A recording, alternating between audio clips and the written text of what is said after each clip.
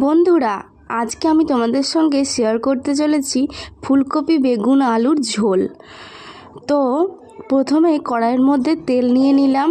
তেলটা গরম হওয়ার পরে দিয়ে দেব ফুলকপিগুলো তারপর ভালো করে ভেজে নেব।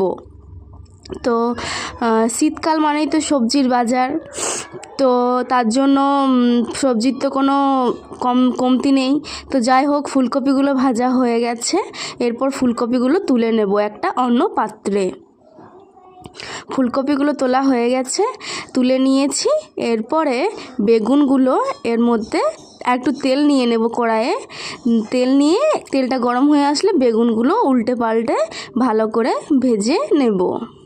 বেগুনগুলো ভাজা হয়ে গেছে, এরপরে বেগুনগুলো তুলে নেব। ফুলকপি যে পাত্রে রেখেছি সেই পাত্রে রেখে দেব বেগুনগুলো। ব্যাস, এরপরে আবার একটু তেল নিয়ে নেব। তেল নিয়ে এরপরে আবার তেলটা গরম হয়ে আসলে আলুগুলো ভেজে নেব। আলুগুলো ভাজা হয়ে গেলে আলুগুলোও তুলে নেব সেই একই পদ্ধতিতে। ব্যাস, তারপরে আরেকটু তেল নিয়ে নিতে হবে মশলা তৈরির জন্য। দিয়ে দেব পাঁচফোড়নটা দেওয়া হয়ে গেলে দিয়ে দেব তেজপাতা দিয়ে দিলাম। ব্যাস, এরপরে দিয়ে দেব হচ্ছে পেঁয়াজ কুচি, পরিমাণ মতো পেঁয়াজ কুচি দিয়ে দিলাম। ব্যাস, এরপর এটা লাল লাল করে ভাজতে থাকবো। এরপর দিয়ে দেব টমেটো কুচি। টমেটোটা একটু বেশি পরিমাণেই দিয়েছি, টমেটো কুচি দিয়ে দিলাম। ব্যাস, এরপরে এটা ভালো করে ভেজে নেব। ভালো করে ভাজতে থাকবো। ভালো করে ভাজা হয়ে গেলে এরপরে সবজির পরিমাণ অনুযায়ী দিয়ে দেব স্বাদ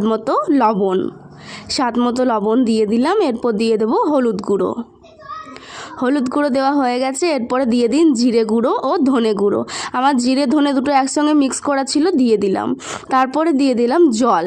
মশলাটা লেগে আসছিল তার জন্য জল দিয়ে তারপরে দিয়ে দিলাম পরিমাণ মতো লঙ্কা গুঁড়ো। ব্যাস, তারপরে একটু কষিয়ে নিলাম। এরপরে ভেজে রাখা সবজিগুলো এই মশলার মধ্যে দিয়ে দেব। তো এরপরে দিয়ে দিলাম সবজিগুলো দিয়ে দিলাম মশলার মধ্যে। এরপরে সবজিগুলো ভালো করে কষিয়ে নেব, একদম ভালো করে কষিয়ে নেব। যত কষাবেন তত বেশি টেস্টি হবে। যেমন করে মাংস কষানো হয় ঠিক তেমন করেই কষাতে হবে। তারপরে এর মধ্যে দিয়ে দিন পরিমাণ মতো জল, যাতে সবজিগুলো ভালো করে সেদ্ধ হয়। ব্যাস, আর কিছু করার দরকার নেই। এরপরে ঢাকা দিয়ে দিন 15-20 মিনিট মতো ঢাকা দিয়ে। ব্যাস, রেডি ফুলকপি বেগুন আলুর ঝোল। তোমাদের এই রেসিপিটি কেমন লাগলো বলো।